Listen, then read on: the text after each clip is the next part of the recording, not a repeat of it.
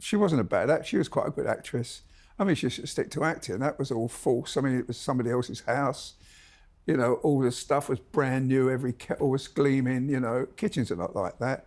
People haven't got time for that cooking like that. I mean, you know, she's no Mary Berry. That was a cake where it was beautiful on the inside.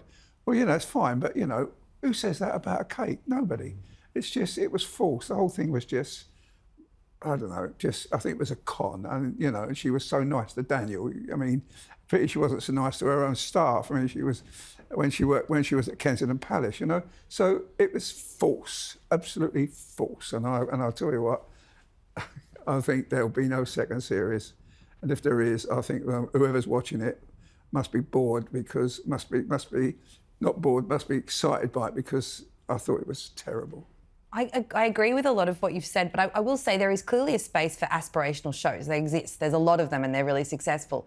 Again, but the problem here was there wasn't that way of watching this shiny life, which can be okay, but with a little bit of, you know, self-awareness in there. I mean, the fact that all the guests turned up and really a lot of what they were saying over and over again is just, Meghan, you're so amazing. And there wasn't sort of any cheeky banter about it. There wasn't her, as I say, showing some self-awareness of the fact that it was such a lavish display.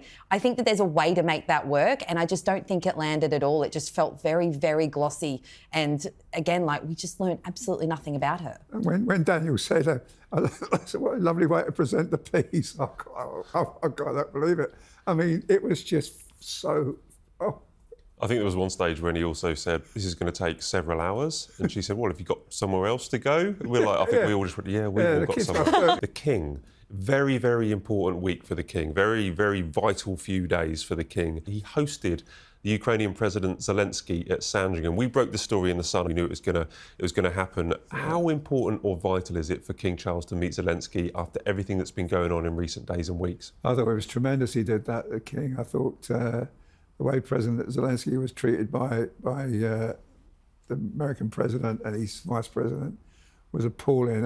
And the King was probably backing up the British government, who totally supported this man.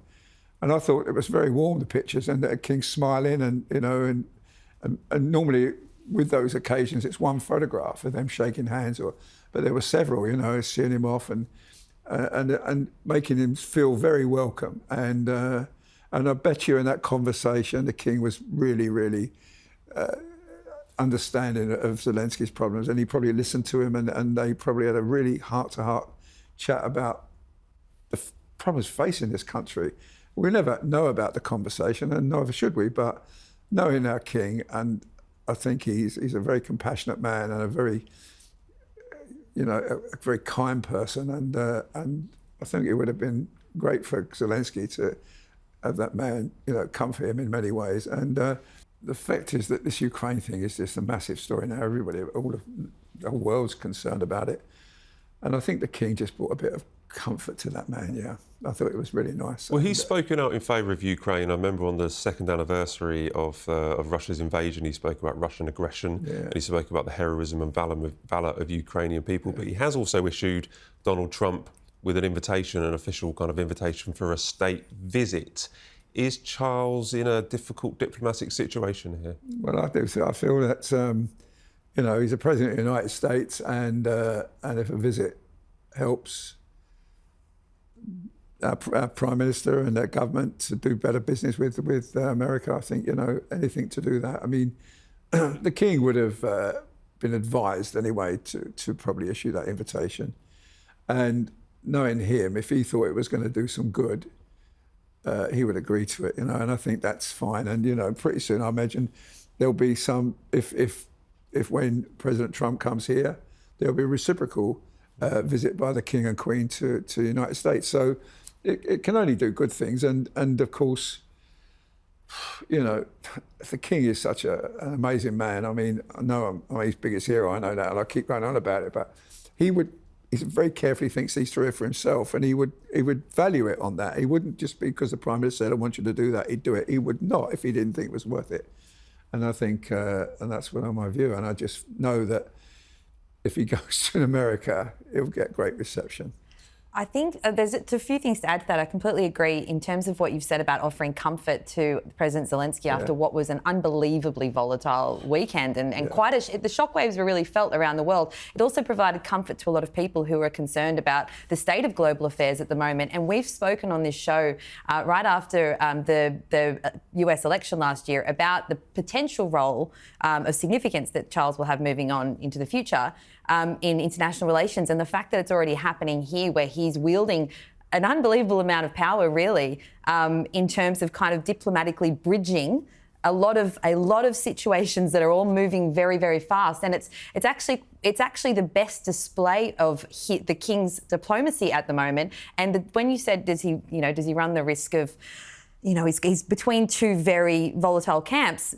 But I think that he's exactly the right person for the job, and I'm really impressed with the way it's been playing out so far, because we know that the US president, is a big fan of the Kings. He's very respectful. I think the state visit will be helpful in firming up those ties, because they do need to get support for Ukraine, but also not antagonise the US further. It needs to be very much a coming together, and that's what I've loved to see. In terms of King Charles and Keir Starmer's sort of double act on that over the last few days, I think that's been really interesting to watch. I think the key word used there was bridge. And, we talk about his convening power as a king and Prince of Wales, but providing like a bridge there, as you say, between certain people and certain governments would be really important. But that bridge takes us a nice little segue onto HMS Prince of Wales, where he did appear on the bridge in the English Channel. Yeah. And what was the significance of that, Arthur? He served in the Navy, but it comes at a time when there's heightened, as we just pointed out there, there's heightened worldwide crisis at the moment. Well, I think we now know that the aircraft carrier Prince of Wales is working properly. I mean, it's been in dry dock for a while getting repairs, so at least we know it's ready for action if needed. No, I think I've done a couple of visits to those aircraft carriers, and they are massive places to go. And of course, he's, as I say, he was a captain of a ship in the Royal Navy himself, so I say it's a nice thing to do. And of course, he's head of the armed forces, so why not? And the fact that we couldn't go with him was pretty awful, because it was all helicoptered out there. But he was the first serving monarch to be on an active warship for 40 years, a warship at sea. I didn't know that. Just very symbolic. I didn't know that, no. There you go, Matt. You know a lot of things I don't know. It says in my notes, yeah. He's got his notes, he's got his little cheat sheet. Right, let's do quickly onto our quickfire questions, if we can. So take a deep breath. Which royal looks best on camera? Oh, it's got to be Catherine. Catherine, Catherine looks great. Whatever camera, wearing jeans, whatever she wears, she looks great. Yeah, amazing smile. Yeah, and when she smiles, the room lights up, Catherine across the board. Which royal family show do you believe could top the ratings? Look, I don't want, just to follow on from my previous answer, I have to say, if there was, they shouldn't do it, but if there was a docuseries on William and Catherine, look at all the little behind-the-scenes clips they put up on social media over the last couple of years. They go nuts. People absolutely love it. If there was that kind of thing, but an extended version, I think that would top the ratings. What, like at home with the Waleses? Yeah. Yeah. Or Catherine giving tips on how to take good pictures, because she certainly takes good pictures. She gave a little photographic. I think a lot of people, including me, would watch it. Well, Netflix, if you're listening, we've got a couple of ideas for you. Might get better ratings. Which royal's cooking would you most like to sample?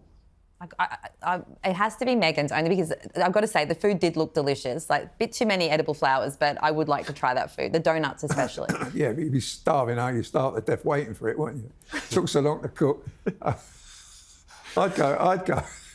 I'd definitely go to Camilla. I reckon she's a really good cook, so I'd go Queen. Yeah, I think she'd cook you a lovely dinner, and you wouldn't have to wait all day for it.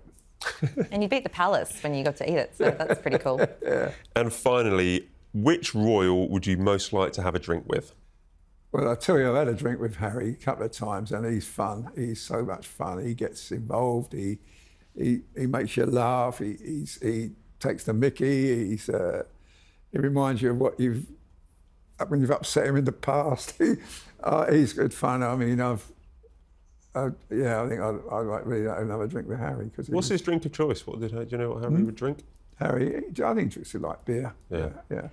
But I remember on one occasion in Jamaica, we were having a drink with him, And one reporter started asking him questions, and Harry sort of said, "Why do I feel I'm being interviewed?